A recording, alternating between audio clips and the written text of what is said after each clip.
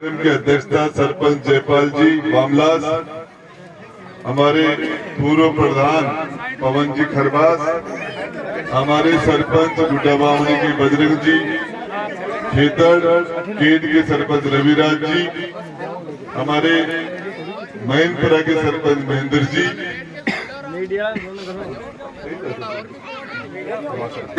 निवासर के सरपंच मथुरा प्रसाद जी, पंचायत समिति सदस्य चमरा रामेश्वर जी कसाड़ा।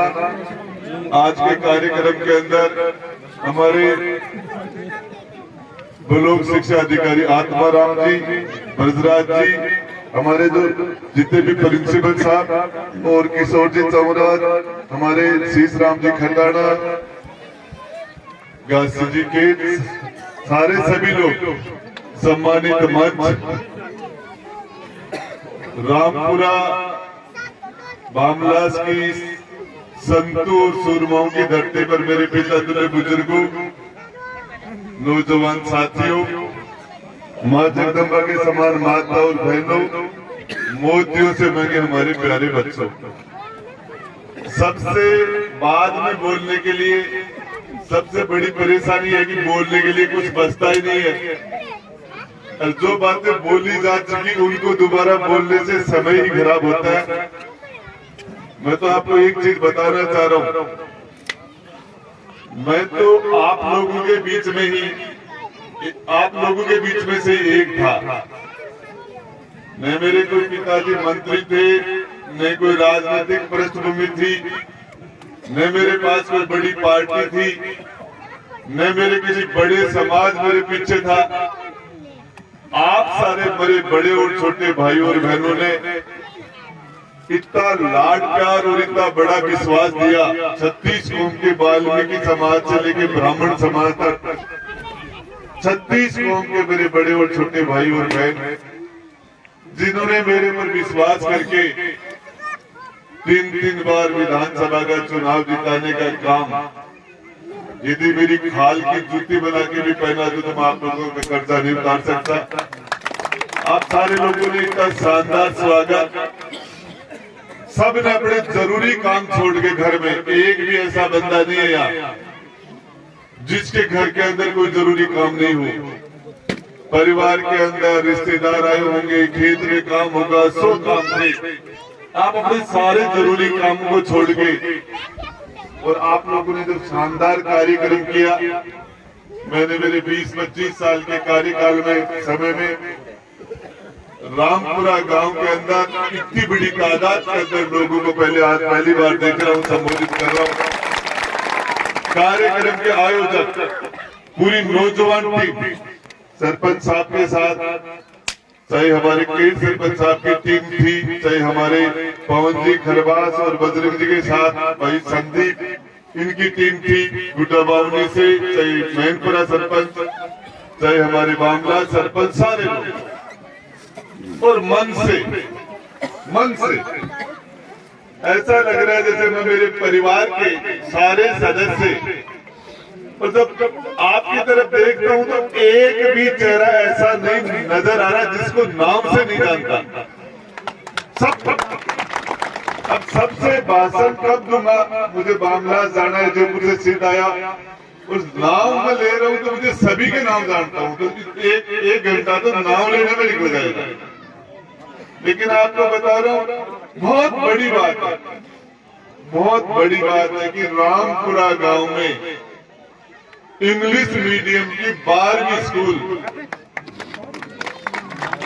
का स्कूल इंग्लिश मीडियम का रामपुरा गांव में, जिसके लिए बड़े बड़े कस्बे तरसते हैं, जिसके लिए सिर्फ इसलिए कि ये सबसे ज्यादा बैकवर्ड है, गरीब परिवारों के बच्चे प्राइवेट स्कूल में नहीं भेज पाएंगे, और इसके लिए हमारे अभी मूलचंद जी खरीदा जो अब बता रहे थे कि मैंने कल्पना नहीं की ये रोड बनेगी, और किशोर सिंह जी ने इनको बताई, 2-4 बातें कही।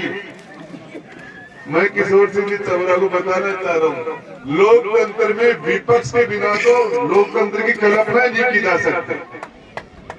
लोकतंत्र में विपक्ष तो रहेगा ही, सरपंच हो चाहे पंच हो, खिलाफ आपके प्रचार भी करेंगे, भाषण भी देंगे, जिंदाबाद भी होगी, मुर्दाबाद भी होगी। लोकतंत्र में तो विपक्ष तो रहेगा, लेकिन विपक्ष तो हो वो मूलतंत्री खरीदा जैसा हो कि जो रचनात्मक विरोध करे, अच्छा काम हो तो उसकी बड़ाई भी करे, यदि गलत काम हो तो उसकी निंदा हो। ये लोकतंत्र की सुंदरता है। विधानसभा और लोकसभा के अंदर मुख्यमंत्री और प्रधानमंत्री के सामने विपक्ष का नेता जो होता है उसको गाड़ी देके, बंगला देके, कैबिनेट मंत्री का दर्जा देके सामने बैठाया जाता है और उसका काम होता है सरकार की कब्र खोदना, सरकार की कब्र खोदना। ये लोकतंत्र है। लोकतंत्र के अंदर विपक्ष को फ्रेंडली लेना चाहिए। विपक्ष तो रहेगा, लेकिन विपक्ष ऐसा हो अलवाइसु बैर बजर मिठाई न कड़ी नहीं बतावा, ऐसा विपक्ष नहीं होना चाहिए। और इसके लिए हमारे महेंद्र जी कोच साहब जिन्होंने यहाँ से बच्चों की अच्छी टीम तैयार की, उनको धन्यवाद देना भूल गया। और ये जो स्टेडियम की शुरुआत हुई है, इसके लिए आप सारे लोगों का जज्बा था, आपका भाव था, सारे स्टूडेंट्स का भाव था। ये था कि हमारे बच्चे अकेले आएंगे स्टेडियम, ये शुरुआत है। और इसके लिए आपको पता शायद नहीं होगा, इसमें मैं तो फालतू में ये जो इसकी पट्टी का है, इसका मैंने अनावरण मुझे करवा दिया आपने, इसमें मेरा लेना देना भी नहीं है। ये इन बच्चों ने आपस में मिलके और उस शिवम को बुला के मेरे बिना ही कर लिया, ये मेरे बिना ही कर लिया। इसमें मेरा हकीकत के अंदर मैं इसके लिए हकदार नहीं हूँ। ये यूथ ने ये काम किया। सबसे बड़ी बात है कि विकास सड़क से आता है, विकास से सड़क नहीं होती, सड़क से ही विकास आता है। और इसके लिए पंजिकाबाद से खरबासा की ढाणी की रोड, बामला से उग्र सिंह की ढाणी, फिर ओदका मंदिर रोड, छाबड़ों की ढाणी से खीरपुरा की सड़क, इससे 44 करोड़ रुपए की सड़क जो हमारी नाटास गोल्डवा से लेके भाटीबाड़ और केट से लेके ये बेलपुरा होके आगे हमारी बागोली चढ़ाया तक जाएगी। ये सड़क 44 करोड़ रुपए की सड़क। इस सड़क के बाद में इन चीज क्षेत्र के लोगों की फिजा बदल जाएगी, जमीनों की कीमत बदल हो जाएगी, लोगों की कनेक्टिविटी बढ़ जाएगी। ये नहीं, आज आपको कहके जा रहा हूं, आपके बामलास की जो चढ़ाई है लगभग 4.25 करोड़ रुपए की सड़क, गुड्डा से बामलास 7 मीटर चौड़ी सड़क, राजेंद्र गुड्डा वही सड़क 4 करोड़ रुपए की सड़क, आपके चौड़ी बड़ी सड़क, वो गुड्डा से लेके आपकी खरबासा की ढाणी, ये रामपुरा की सड़क। एक भी काम मैं तो मेरे से पहले जो विधायक बने उन लोगों का मेरे ऊपर एहसान है। पहला विधायक देवी सिंह मंडावा बना 52 में, फिर सोमनाथ सिंह जी बने, फिर जीवराज सिंह जी 62 में छापोली बने, फिर 67 में फिर सोमनाथ जी, 72 के अंदर हमारे रामेश्वर जी सैनी बने, 77 में इंद्र सिंह जी पूक बने, फिर 2.5 साल बाद में 80 के अंदर वीरेंद्र प्रताप सिंह जी गुड्डा ठाकुर साहब बने, 85 के अंदर भोला राम जी सैनी, 90 में मदन जी सैनी, 93 में और 98 में फिर सोमनाथ सिंह जी। जितने भी एमएलए बने जिनमें सुखकर चौधरी साहब भी शामिल है, इन सबका मेरे ऊपर एहसान है। ये काम वो कर देते तो आज मैं पत्थर को शिलान्यास कैसे करता। ये काम यदि वो कर देते, ये तहसील आप लोगों को उदयपुर वाटी जाना पड़ता था, और वो तहसील अब आपका काम गुड्डा में हो जाता है। नगर पालिका का 23 करोड़ रुपए का बाईपास, ये सारे काम यदि मेरे से पहले वाले नेता कर देते तो मैं करता क्या करता। उनका एहसान है कि उन्होंने मेरे लिए काम छोड़ दिए, मेरे लिए छोड़ दिए। और सच बात यह है, देखिए मैं एक बात कहता हूं, जिस व्यक्ति के माता पिता की अचानक मृत्यु हो जाए और उसको सेवा का मौका नहीं मिले तो कहां से करेगा सेवा। लेकिन जिस व्यक्ति को अपने माता पिता की सेवा का मौका मिले और उसके बाद में वो उनकी सेवा नहीं करे, उससे ज्यादा दुर्भाग्यशाली आदमी नहीं हो सकता बेटा बेटी। और जिसको अपने बेटा और बेटी की माता पिता की सेवा का मौका मिले वो उनकी सेवा करे, इससे ज्यादा सौभाग्यशाली इंसान धरती पर नहीं हो सकता। जनता माँ बाप हम लोगों को पैदा आपने किया है। राजेंद्र गुड्डा को मंत्री बना के सड़कें ये काम करने की, ये उप स्वास्थ्य केंद्र के स्टेडियम, ये सारे काम करने की ताकत देने के काबिल आपने बनाया है। मैं मेरे माता पिता के नाम से नहीं जाना चाहता, आपके नाम से जाना चाहता हूँ। जिस जनप्रतिनिधि को जनता की सेवा का मौका मिले और वो उस जनता की सेवा नहीं कर पाए, वो उस जनप्रतिनिधि का दुर्भाग्य है।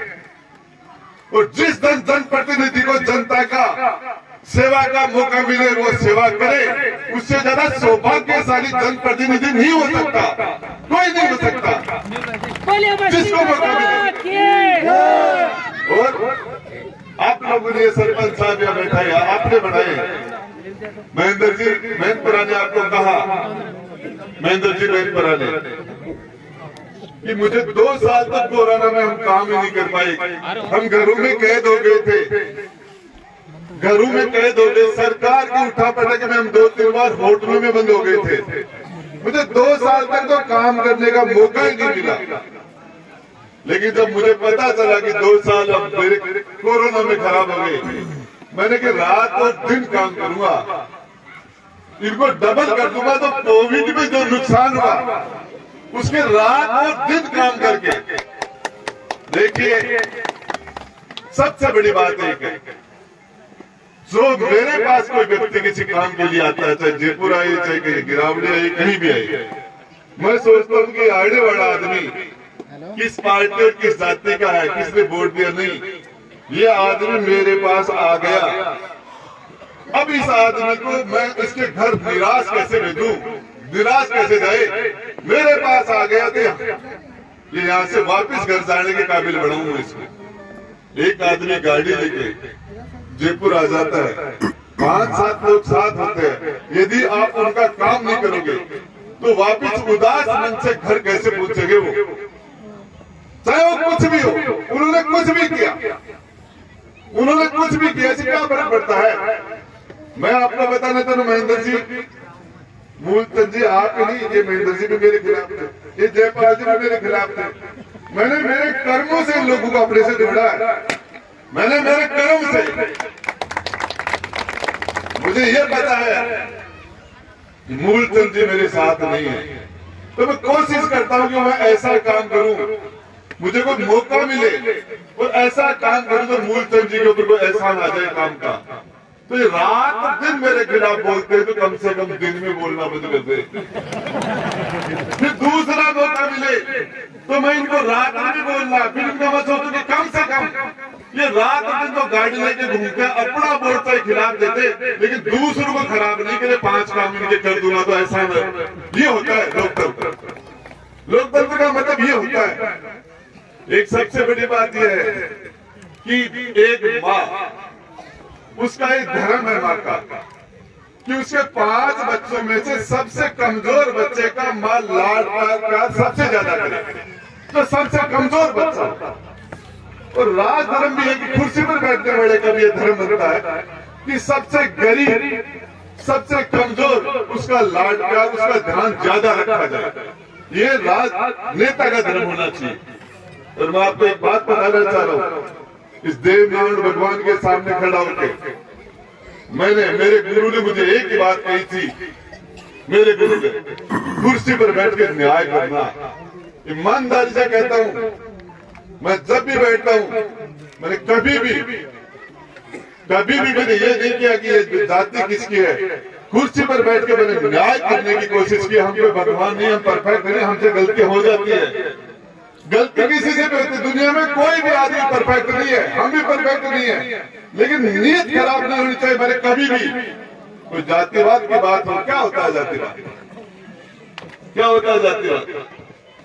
बीकानेर के महाराजा गंगा सिंह ने वहां से हिमालय का पानी लाके पंजाब और हरियाणा के, पंजाब और गंगानगर और हनुमानगढ़ के किसानों की तकदीर बदल दी थी आजादी से पहले।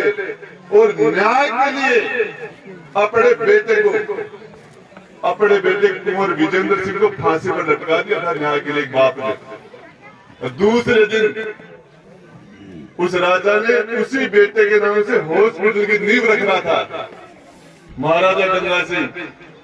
तो राजा हॉस्पिटल की नींव रख रहा था तो राजा के आंख से आंसू आ गए। मंत्री ने कहा कि राजन, कल तो आपके आगे लाल थी गुस्से में, आज आपके आंसू से आंसू क्यों आ रहे हैं? बोले कल फांसी लटकाने वाला राजा था और आज हॉस्पिटल की नींव लगाने वाला एक बाप है। आज उसी बीकानेर के पीबीएम हॉस्पिटल में, आज उसी हॉस्पिटल में जिसकी नींव महाराजा गंगा सिंह ने लगाई, उसके अंदर आज पंजाब, हरियाणा, राजस्थान के कैंसर के पेशेंट जाते हैं, इलाज कराते हैं। अच्छा काम जिसने भी किया लोग उसको याद करेंगे, जिसने भी अच्छा काम किया। आज कोई कुछ भी हो जाए, इस रामपुरा गांव का भी मेरे बन जाता था अंग्रेजी मीडियम 12वीं का स्कूल नहीं बनता। लेकिन जब मुझे पता चला कि 4 गांवों के बीच में ये गांव उपेक्षित रह गया, ये जगह उपेक्षित रह गई, आसपास के गरीब लोग, तो मैंने, जैसा कि हमारे पवन जी प्रधान कह रहे थे, देखिए ये तो सार्वजनिक काम। मैं मेरे सभी बड़े और छोटे भाई को एक बात बताना चाह रहा हूं। मैं जब आज से 4 साल पहले आपके पास आया चुनाव में, मैंने आपको कहा था कि मैं कमजोरी में हूं, मेरे विरोधी जिनकी पार्टी भी बड़ी है और उनकी जाति भी बड़ी है, और मेरे पास पार्टी भी 1100 वोट की पार्टी है और मेरी जाति भी कोई बड़ा समाज नहीं है, मैं कमजोरी में हूं। तो यहाँ के सभी समाज के लोगों ने मुझे ताकत दी थी। जो ताकत आपने मुझे दी, आप लोगों ने जो ताकत मुझे देके विधानसभा में बैठाया, मैंने उस ताकत का 100% सदुपयोग कर आपके क्षेत्र के विकास के लिए किया, गरीब के साथ न्याय के लिए किया। मैं ईमानदारी से कहता हूँ, हीरामल बाबा के सामने खड़ा होके, देवनारायण भगवान के सामने खड़ा होके, मैंने आपकी दी हुई ताकत का एक बार जितना भी दुरुपयोग नहीं किया, सदुपयोग किया मैंने आपकी दी हुई ताकत का। और मैं एक ही चीज बताना चाह रहा हूँ, हमारा सौभाग्य है आज ये थानेदार जी, वीर सिंह जी, सीआई साहब, ये अपने जिले में थानेदार नहीं लग सकते, कलेक्टर अपने जिले में कलेक्टर नहीं हो सकता, एसपी अपने जिले में एसपी नहीं हो सकता, तहसीलदार अपने जिले में नहीं लग सकता, लेकिन सरपंच हो चाहे एमएलए, एमपी अपने क्षेत्र के बीच में, अपने लोगों के अंदर बीच में लेकर निर्वाचित हो सकते हैं। ये हमारा सौभाग्य कि हमें हमारे लोगों की सेवा करने का अवसर मिला।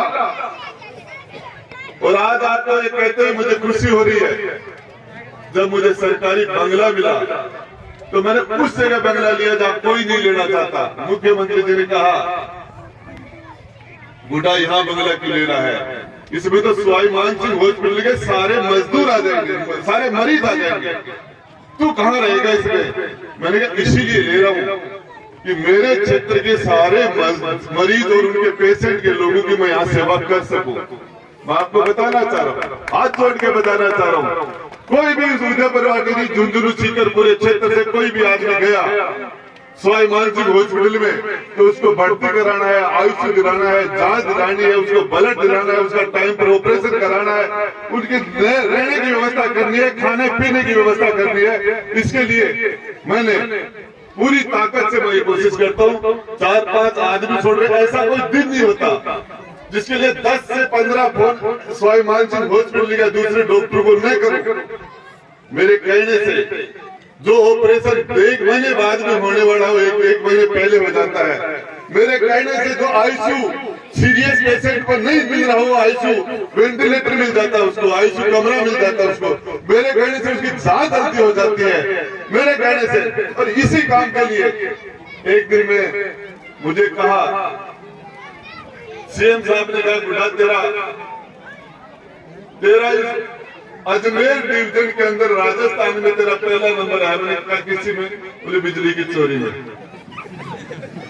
बिजली की चोरी में।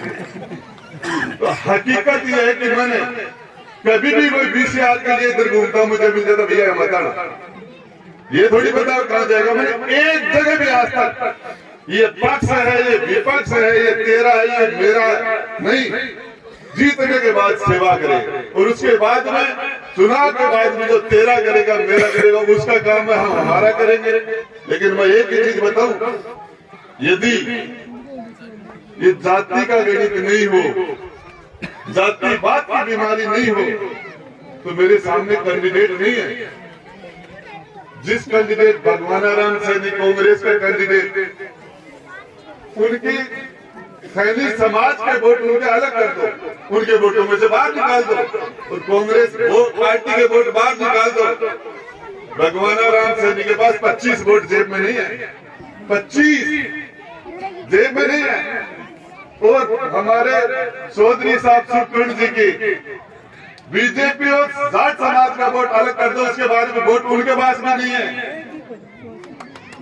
1100 वोट आए थे नरेंद्र सैनी के 2013 में बसपा के कैंडिडेट के, 1100 वोट के पार्टी का कैंडिडेट हूं मैं। और मेरी जाति और मेरी पार्टी के वोट अलग कर दो, 50,000 भाई राजेंद्र उठा गया। और थाने बेरोगे ना, बैठे बैठो आने जपा लिया, फूल फेंक फेंक के आने सब आज है मेरा ही। अरे सोच रहे मंत्री यही छेड़ा रखो ना, 5 साल बाद में अभी चेपा जा। आप सोच सकते, 2 छोटे छोटे बच्चे आए, 8-8, 10-10 साल के बच्चे आए और एक कागज ला के मंत्री को अधिकार से लेके हमारी जिम बढ़ा दे, ये पढ़ ले, इसको कर दे। ये लोकतंत्र है, ये वोट का राज है, ये जनता का राज है। कोई भी आदमी, जैसा कि बता रहे थे सरपंच साहब, बता रहे थे, जयपाल जी कह रहे थे कि मंत्री जी के टॉयलेट में लोग, टॉयलेट में तो नहीं बाथरूम में घुस जाते हैं, टॉयलेट में तो नहीं जा रहे। लेकिन मैं खाना खाता मैं 20 फोन करता हूँ और मुझे कई बार कहते कि यार मंत्री झाड़ नहीं आती क्या अपने किस चीज की। मेरी आवाज में जो ताकत है, 33 कलेक्टर, 33 एसपी, सारे सेक्रेटरी राजस्थान के अंदर 671 आईएएस और आईपीएस अधिकारी हैं। उनमें से तो मेरी जबान में जो ताकत है वो आपकी दी हुई है और ये आपने अपनी सारी ताकत मेरे अंदर डाल दी। और जब आपके अंदर कमजोरी है तो मैंने कहा था जब भी आप में कमजोरी आए तो दी हुई ताकत वापस मांग लेना, ब्याज लगा के दे दूंगा। तो किस जाति में किसका जन्म हो ये तो भगवान का किया हुआ काम है। मेरे हाथ में होता तो मूर्धन जी मैं कहता मुझे जाट के घर में जन्म दे दो, ये मेरे हाथ में थोड़ी है। 60-70 हजार वोट पड़ जाते, नहीं मां सैनी समाज का नाम लेता। अब यहाँ तो फतेह सिंह जी हमारे रोहतास जी, वो मैं थोड़ी करता, इतना जोर थोड़ी लगाना पड़ता। यदि एक वोट भी बामलास पंचायत में एक वोट भी सुखकर्ण चौधरी जी को दूसरा नहीं मिले तो भी सुखकर्ण चौधरी जी के पास तो लीड है। एक वोट भी दूसरे समाज में नहीं मिलेगा तो भी उनकी तो लीड है। गुड्डा बामोनी के अंदर यदि एक वोट भी दूसरे समाज का सुखकर्ण चौधरी को नहीं मिले तो वो तो 1000 वोटों की लीड से, फिर भी 1500 वोटों की लीड से जाएंगे। लेकिन राजेंद्र गुड्डा को दूसरे समाज का वोट नहीं मिले तो मेरे तो जामनी जब्त है, मेरे तो समाजदार समाप्त हो जाएंगे, मैं तो राजनीति में निकल नहीं पाऊंगा, मतलब सोच नहीं सकता मैं। यदि मेरी और उनके बड़ा समाज है इसलिए उनमें घमंड है। मेरे पास पार्टी भी बड़ी नहीं है और जाति भी बड़ी नहीं है, तो घमंड किस चीज का करूं? मैं तो हर बाग जी को बोलूंगा बाग जी राम राम। बाग जी भी उदास हो गए, नाराज और बेटा मैं तो बागजी के पास जाऊंगा, भाई साहब राम राम कहें, उदास हो जाओ, मेरा समाचार समाप्त हो जाएगा। लेकिन इनके नाराज होने से सुब्रत चौधरी पर क्या फर्क पड़ेगा? उनके पास तो नीम की डाली में वोट 3 निकला, हमारे तो दोनों होता। तो मैं तो आपको सच बात है, जैसा ये हमारे हम लीलू जी मीणा कह रहे, वो चुनाव दिसंबर का महीना हुआ, पक्का महीना हुआ चुनाव, और बी के मायने बूंद को लाडू देसी बी के मायने बिल्कुल बांटा तो मैं तो पक्का महीना के मायने बूंदिया से लाडू बढ़ाई, बूंदिया से हकीकत है। और यही लोकतंत्र की सच्चाई है, ये लोकतंत्र की ताकत है, ये ताकत है। इसके अंदर सबसे बड़ी बात यह है कि क्या कफन के अंदर जेब थोड़ी होती है यार, ईमानदारी की बात कर रहा हूँ, मेरे पास पैसे नहीं, लेकिन मैं जोधपुर गया, एक घर के अंदर 33 लोग जिंदे जल गए शादी समारोह में, बच्चे और महिला जल गए, परिवार का परिवार खाली हो गए, और मेरे से पहले वो कोई नहीं पूछा। 7 दिन बाद में मैं गया, वहां का जिले का कलेक्टर भी नहीं गया, वहां एसपी भी नहीं गया, कोई नहीं गया। मैं यहाँ से चल के वहां सवाई माधोपुर से चल के मैं वहां गया, मैंने देखा, मेरे पास हकीकत बता रहा हूँ, ऐसे नहीं थे। फिर मैंने कहा कि मैं बोलूंगा, मैं कुछ करूंगा तो इसके लिए इस परिवार का भला हो जाएगा। मेरे देखे देख यहाँ के जनप्रतिनिधि को अपनी ऐसी तैसी करा के देने पड़ेंगे। लकीर खींच देता हूँ मैं, कहाँ घुसेंगे वो, कहाँ जाएंगे। और मैंने एक मृतक को 1-1 लाख रुपए दिए, और वो जैसे ही वहां भी 33-34 कितने मरे, लेकिन वो भी 5, 7, 8, 10 और मरने की स्थिति में है। तो भाई वो मेरे अमित कोसाना का सरपंच कह रहा, भाई साहब जैसे वहां पे मौत होती है मुझे बहुत दुख होता है कि बोले आपने 1 लाख रुपए और लगते हैं। मैंने कहा यार परिवार जा रहे हैं, जिंदगी जा रही है। तो मैंने हर